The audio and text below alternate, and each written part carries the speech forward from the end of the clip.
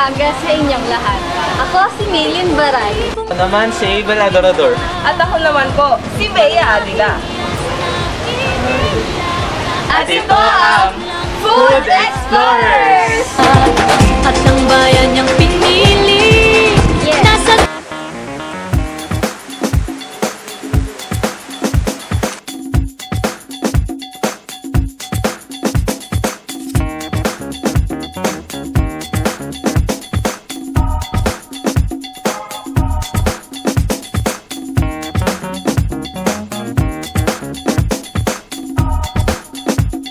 Nasa isang probinsya sa Pilipinas na matatagpuan sa rehiyon ng Calabarzon.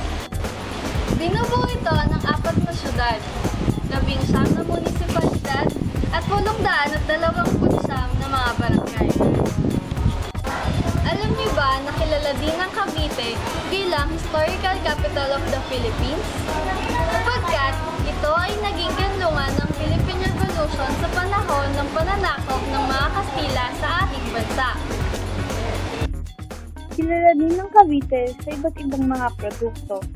Siyempre, hindi mawawala sa listahan natin ang mga produktong pagkain ng mga Caviteño, gaya ng kape, cocoa tablets, kaong, vinegar, tahong chips, smoked fish, at iba pang processed seafood.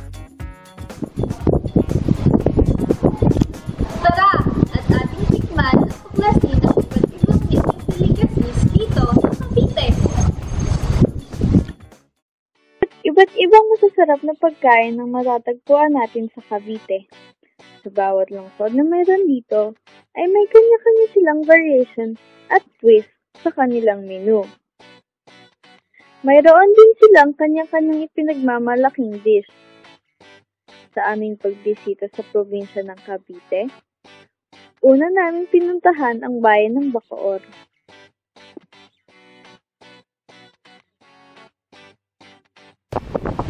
At simulan natin sa Bacoor, Cavite.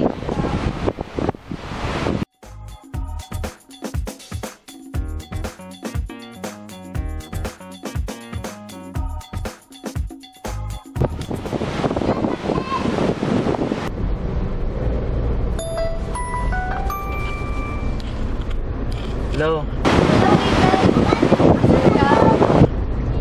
Papunta na kaming Bacoor. Sige, titingin na kami. Sige, bye. Yung ibang mga tala na sinasabi ng bayan ng Bacoor at tinatawag din ng Bacood o Bacoor ay pinangalan sa bakod or fence sa English na gawa sa kawayan. Nakilala ang mga lokal na noon ay gumagawa ng mga bakod sa kanilang mga tahanan. Nang tanungin sila ng mga dayuhan kung anong pangalan ng lugar nila, ang sinagot nila ay bakod sa pag-aakalang tinatanong ng mga dayuhan kung ano ang ginagawa nila. So mula noon, ang tawag ng mga sundalong Kastila sa lugar na yun ay Bacoor. Mula sa Manila, mahigit 1 oras lamang na biyahe ang aming ginugol papunta sa bayan ng Bacoor. Matatagpuan ito mahigit 15 kilometro patimog kanlurang bahagi ng Maynila at timog silangang bahagi mula sa baybayin ng Manila Bay.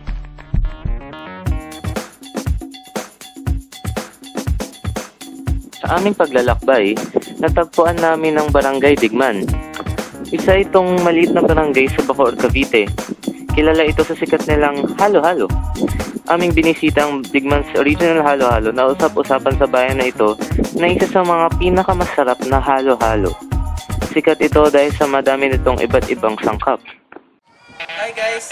Ito ang original Digman's halo-halo. Ngayon ito ang pinakamasarap at pinagmamalaki dito sa Bacoor, Cavite. Tara, tikman natin. Gusto ko ng halo-halo. Ito na oh! Tingnan natin kung tama ang sinasabi nila na masarap na. Sarap?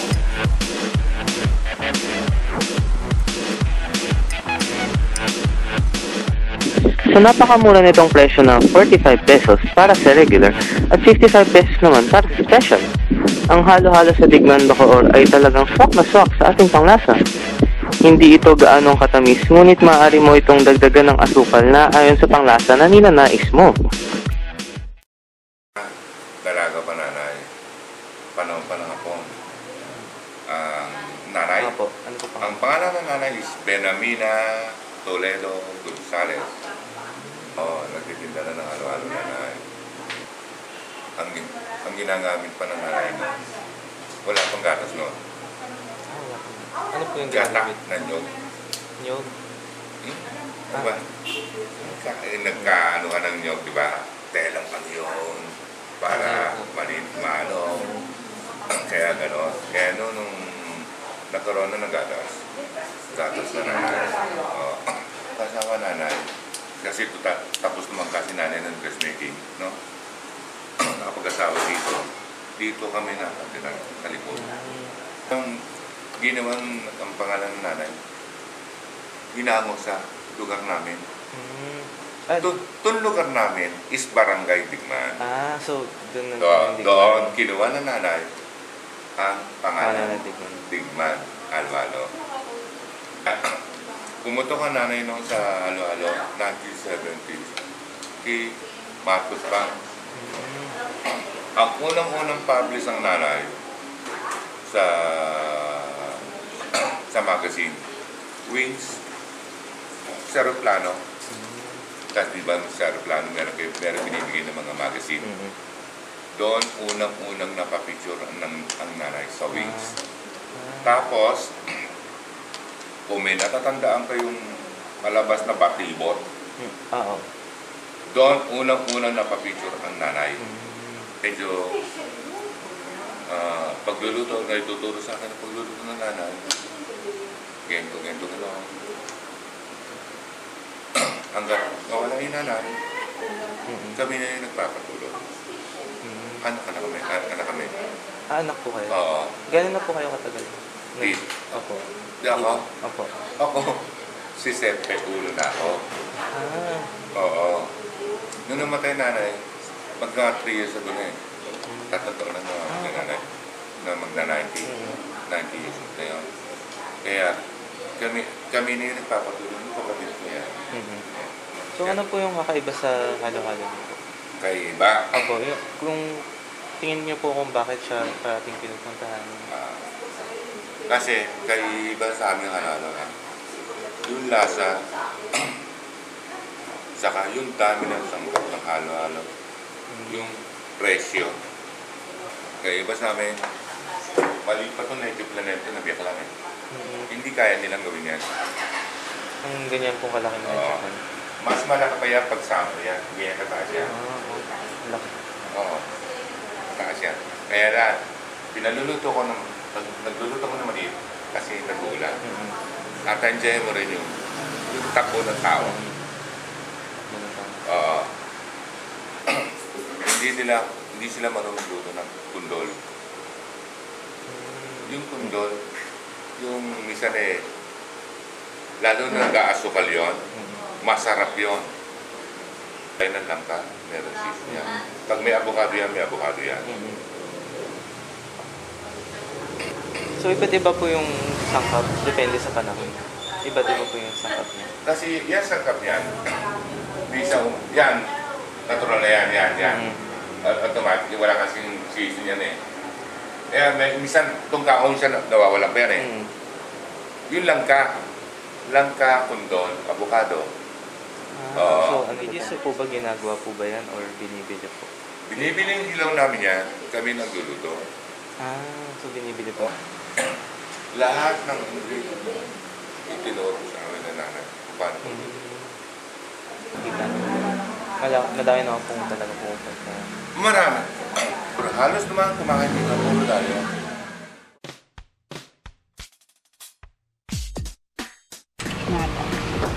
Simula tayo sa munggo. Ito ang munggo natin. Isang kutsara munggo. Then, saging. Pwedeng, pag maliliit, pwedeng maging 3, pwedeng maging 2.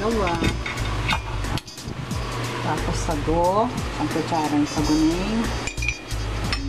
Tapos ito, garbanzos, pang ganito, beans, isang kutsarang ayun, nata, pwedeng 3, pwedeng 2, itong gulaman, Dali lang naman paano paggawa. So, galamang dito na. Then, nakapuno. Finish. Ito na ang finished product natin. Ang Digman's original halo-halo sa Bacoor ay dinarayo talaga ng mga Caviteño, lalong-lalo na tuwing sasapit ang Marso hanggang Mayo. Hindi may pagkakait ang kasikatan ng Digman's halo-halo sa lungsod ng Cavite.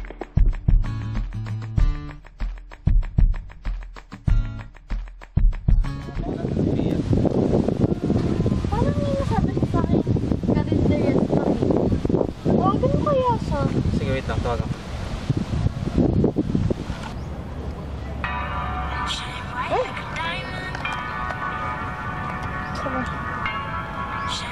Hello? Hello? Asan ka? Dito ako sa Cavite. O sige, hintayin mo na lang kami ni Pai. Pupunta na kami dyan. Okay, sige. Bye.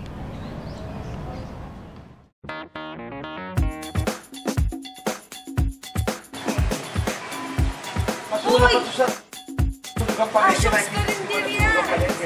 Alam niyo ba na ang Asyong's Carinderia ay more than 20 times na na-feature sa newspapers. At ito din ay na-feature ng 14 times sa TV. Tara, tikman natin!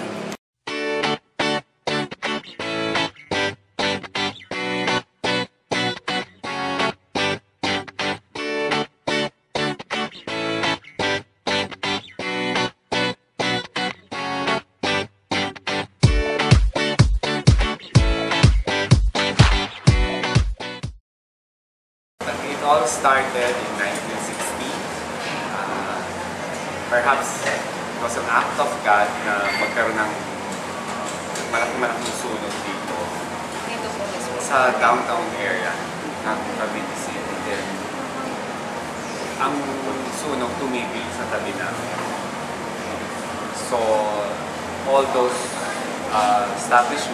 big establishments, restaurants na nag-exist before us, nasunog. This was just a sari-sari store. Fortunately, ang family ko, they all know how to cook.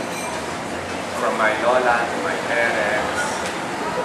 So, nagluluto sila pang bahay, pagkain bahay namin. So, walang mapuntahan yung mga tao, walang makainan. Una, sabi nila, kung ano yung ulam namin, magdadagdag lang sila. Parang makipaluto lang. Then, nagustuhan naman from one person who requested, ay dagdag siya. The following day, naging dalawa, naging tatlo, hanggang sa dumami na ng dumami. Yung si Asyong, siya yung father, he died in 1972. He's half Chinese. Mahilig siyang magluto ng may Asian influence yung ano niya, yung pagkain niya. While my maternal grandmother, mahilig naman siya, who is pure Filipina. Mahilig siya sa mga sinigang, papa, tinola. Then yung mom ko, mahilig naman siya sa desserts. None of them studied culinary. Ano po yung specialty niyo po? Specialty namin, kare-kare, yung fried chicken namin. Earlier, kung nakakagamin tumali, nakita niyo sa amin bulalo. We also have sisig, although sisig is not a Caviteño food. Tap na namin siya to be part of our daily cuisine kasi marami ng ibang tao dito na who are not pure Caviteños pero naghahanap because of the bases. Mga sundalo. So, we have Ilocano food, Bicolano, Kapampangan. Bicol Express na po eh. Ano pong special dun sa, bakit po naging special yun? Ang kari-kari namin kasi we believe in doing things the traditional way. Wala kaming shortcut. Like, we don't put peanut butter. No. We roast the nuts and the rice together. We believe in doing things the old-fashioned way. Hindi kami nagamit ang mga tomato sauce. If the recipe calls for a tomato sauce, we would blend the tomatoes. We would So they eat and stew it. Then, doon pa lang siya pwedeng gamitin. Mura lang ang ulam sa Asyong's Karinderya, na nagkakahalagang 50 pesos isang putahe.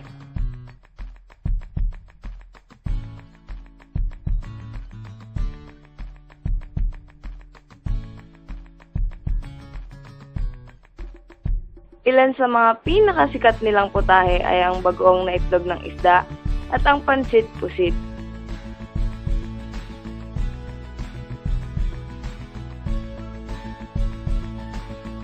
Mura na nga, masarap pa.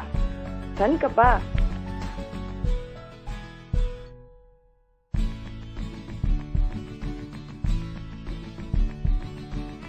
Hindi ba kayo sa mga pinuntahan natin?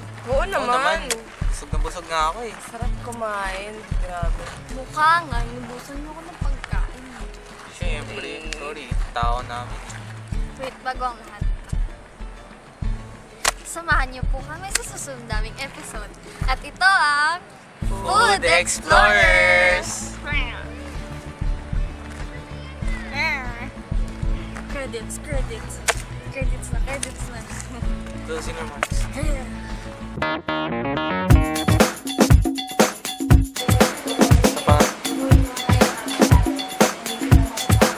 Hi guys! Ito ang original tikman sa halo-halo. Ito ang pinakamasarap at Okay guys, so ito ang original tikman sa halo-halo. Ito ang pinakamasarap at pinagmamalaki ng taga-Bawor Cavite. Tara, tikman natin. Guys, narito nga ito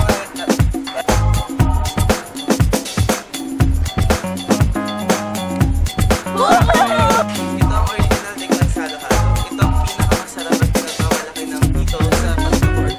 Guys, ito ang original tikman sa halo-halo.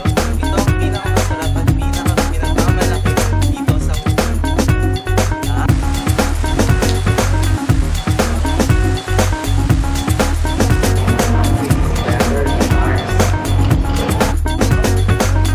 Uy! Asyong's Karinderya! Alam niyo ba na ang Asyong's Karinderya ay 20 times lang na-feature sa... Wait! Wait!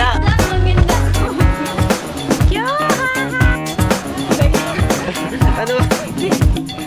Sabihin ko at At ako na.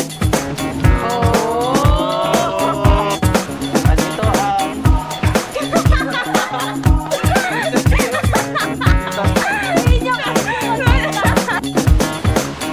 Alam niyo ba na ang Cavite ay matatagpuan? bakit may... Ang Cavite, isang probinsya sa Pilipinas na matatagpuan. Natatagpuan. Ang Cavite ay isang probinsya sa Pilipinas na matatagpuan sa rehiyon ng Caloocan. Ang Cavite ay isang probinsya sa Pilipinas na matatagpuan Action.